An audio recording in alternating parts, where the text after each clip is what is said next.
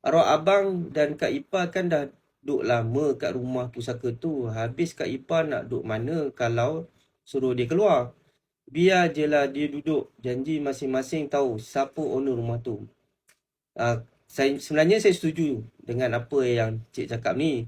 Kalau semua rela, tak ada masalah.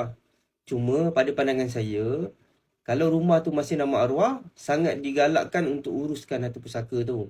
Sebab kalau abang ni dah meninggal, isteri dia dan anak-anak dia sebenarnya ada bahagian kat rumah tu. Cuma tak adalah bahagian penuh. Cuma sangat digalakkan urus sampai selesai. Sebab nanti jelas hak milik itu siapa punya. Dan nanti kalau contoh nak jual, dah tahu dah siapa owner dekat rumah tu. Dah ada nama masing-masing kat dalam tu. Tu kalau nak masuk semua nama. Ataupun buat urusan jual beli di kalangan waris tu. Contoh kakak ipar dia nak duduk situ. Kalau dia berkemampuan, dia bayarlah rumah tu.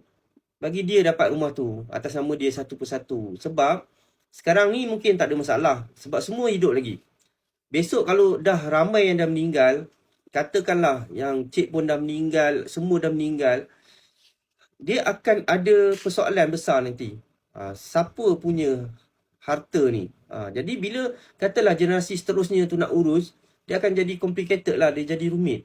Sebenarnya sebab tu, saya sangat galakkan untuk uruskan harta pusaka tu sampai selesai. Biar selesai betul-betul. Sebab kita tak nak nanti, sekarang mungkin semua okey. Nanti generasi yang berikutnya macam mana? Banyak dah kes halau, kes apa semua ni.